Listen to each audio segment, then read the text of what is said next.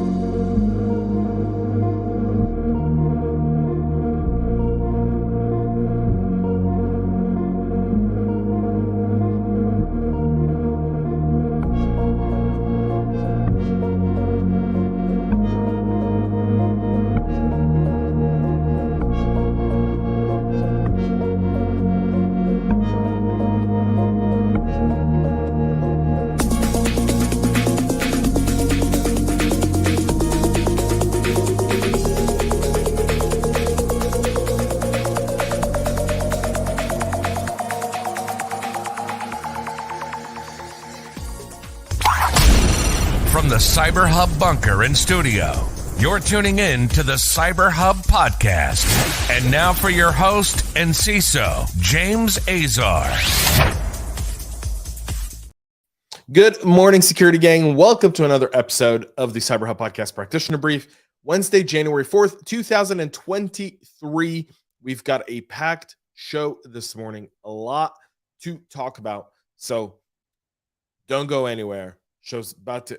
I'm kidding. I'm joking. We're not going to do another intro, but we've got a packed show. Please make sure to subscribe, follow our podcast on your favorite podcast listening platform. Link is in the show notes to your favorite podcast listening platform. Please make sure to go subscribe, give us a 5-star rating, follow our YouTube channel there as well. The show is currently live at 9 a.m. Eastern on YouTube, LinkedIn, my personal LinkedIn, and then our Twitter account at 9:30. We re-air this episode on Twitch, Facebook, and the CyberHub Podcast LinkedIn page as well. So you can catch it anytime you want, even after the fact, by going to our YouTube page, watching the video live. You can do that as well. So let's get this morning show kicked off. Before we do that, though, my traditional cup of coffee, my double espresso, whatever you're drinking to power you through this hump day, the first hump day of the new year. Coffee cup, cheers.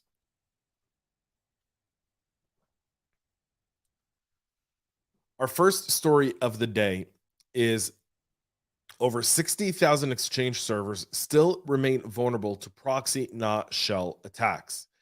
The CVE 2022-41082, which was a remote code execution of one of the ProxyNotShell exploits, according to a recent tweet from the Shadow Servers Foundation, which is a nonprofit dedicated to improving internet security. Nearly 70,000 Microsoft Exchange servers were found to be vulnerable to ProxyNotShell attacks, according to the version information. However, new data published on Monday of this week shows that the number of vulnerable Exchange servers has decreased from 83,946 instances in mid-December to 60,865 detected just on Monday. It's a great decrease, by the way, almost 23,000 servers that have been patched. Still not enough. 60,000 still remain available. It kind of shows you also when people go into code freeze and, you know, some of the more critical patching where you need to take systems offline to do it are done during the least during the times of least impact to the business. But ProxyNotShell could have significant impact. Waiting is not necessarily a smart thing to do. Microsoft has released several updates to address the flaws during the November 2022 Patch Tuesday, even though it wasn't detected until September. So a lot of activity there. Thousands also exposed to proxy shell and proxy logon attacks. So those are still out there as well. And all of that kind of leads to the question of, we want to practice responsible security. We want to be able to do, but the basis of responsible security is updating your servers and patching your environments, and something as critical as ProxyNotShell and all of those do require people to get those updated ASAP. So if you're on this list for whatever forsaken reason, or one of your vendors is, you definitely want to kind of push that across sooner rather than later. We talk about work from home a lot. Talk about smaller businesses. Well, Synology Routers, which is a Taiwanese networking and storage solution company, has released 2 different advisories and patches for some critical exploits in their environments. The 2 new critical advisories, which were published in late December, one of them was internally discovered, and it was a vulnerability affecting the Synology VPN Plus server, which turns routers into an advanced VPN server. Tracked as CVE 2022-439-31 is an out-of-bounds right issue in the remote desktop functionality of VPN Plus servers. It can allow a remote attacker to execute arbitrary commands. The second one describes the multiple vulnerabilities affecting the Synology Router Manager. That's the OS that powers the firm's routers. The flaw can be exploited for arbitrary command execution, denial of service, and reading arbitrary files. A patch is out, and the company is desperately asking its customers to make sure those get updated. If you're an MSP or MSSP who uses these and deploys them in small to mid-sized companies, you want to make sure it gets updated. If it's part of your hardware list, you want to make sure you get these updated as soon as humanly possible. Qualcomm chipsets and the Lenovo BIOS get security updates to fix multiple flaws. In kind of our first semi-patch Tuesday of the year, Qualcomm released patches to address multiple security flaws in its chipsets, some of which could be exploited to cause information disclosure and memory corruption. The 5 vulnerabilities, all tracked from CVE 2022-40516 to 40520, also impact the Lenovo ThinkPad X13 laptops, prompting the Chinese PC maker to issue BIOS updates to plug the security holes. CVE 2022-40516, 40517, and 40520 with a CVSS score of 8.4 are memory corruption due to stack-based buffer overflow. CVE 2022-40518 and 40519 with a CVSS score of 6.8 are information disclosure due to the buffer overread in the core. Both of those patches are now out, and if you are using these devices, you want to make sure to get those patched as well here early in the year. Fortinet can't seem to catch a break, and this week they've announced patches for several vulnerabilities across its product portfolio and informed customers of a high-severity command injection bug in the FortiADC.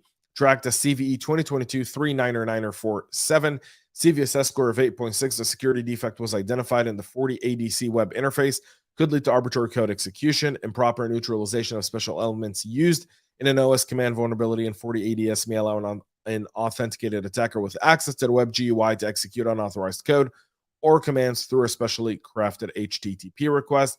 The issue impacts FortiADS versions 5.4.x, 6.0.x, 6.1.x, 6.2.x, 7.0.x, and it will be addressed in the release of 6.2.4 and 7.0.2. In the advisory, they've also announced patches for multiple high-severity command injection flaws in FortiTester, CVE 2022-35845. The bugs are described as improper neutralization of special elements that could lead to arbitrary command execution in the underlying shell. So you want to make sure you get your Fortinet items updated. In other news, the General Electric Chinese insider has been handed a 2-year sentence for IP theft. The New York man was sentenced to 24 months behind bars for as part of his conspiracy to steal aviation trade secrets and send them to China. Jiao Gang Zhang of New York was convicted of conspiracy to commit economic espionage after a 4-week jury trial that ended in March of last year, according to the DOJ. Zhang worked at GE's power Shindakti plant, I believe, from 2018 to 2008 to 2018, where he was specializing in engineering turbine sealing technology. He was sending top secret IP to Chinese companies and universities researching, developing, and manufacturing parts for turbines. It's believed to be part of a more sophisticated cyber espionage campaign designed to help China gain parity with Western aerospace firms and help it build the C919er commercial airliner. According to Assistant Director Alan Kohler of the FBI Counter Intel Division, Zhang was a member of the controversial Thousand Talents program, a Communist Party initiative designed to recruit science and technology experts living abroad to make the country a world leader in the field by 2050. So he's required to pay $7,500 and 2 years in jail with 1 year supervised release post imprisonment. Got off easy, to be honest. Pretty easy there. Finally, The Hill over the weekend put out a great story, and just a quick shout out here to Matthew, Chris, good morning, and Anthony, good morning to all of y'all. So The Hill put out 4 cyber concerns looming in the new year. This was put out on Monday. I felt like I've been looking at how to feature it on the show, and given today, I felt like this was a great time to bring it in. 4 concerns that The Hill sees Washington needing to address this year in cyber. Very interesting. They're talking about critical sectors like finance, energy, and health, with a number of skyrocketing numbers of cyber attacks. Cyber attacks have robbed companies in those industries of hundreds of millions of dollars, talking about the Colonial Pipeline and others. So that's a good thing. And they're kind of trying to shore that up. The second one is ransomware attacks. We completely understand and comprehend that. There's the ransomware task force. We talked about that on yesterday's show. Foreign spyware like Pegasus and the NSO group and others like NSO, by the way. There's dozens of other companies out there that do this. And finally, the labor shortage there as well. So those are kind of the 4 priorities that The Hill sees for Washington, and I support most of those. I think the one that's being missed here is deepening that private-public partnership when it comes to InfoSec, and how you kind of leverage the ISACs and then the different cross organizations to really share information live and not after the fact.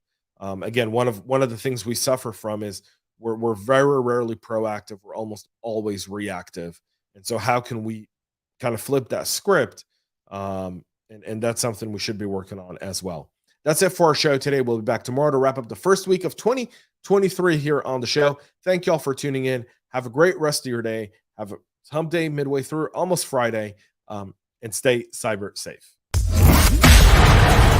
We love feedback, so make sure to connect with us on social media and subscribe to our podcast on your favorite podcast listening platform.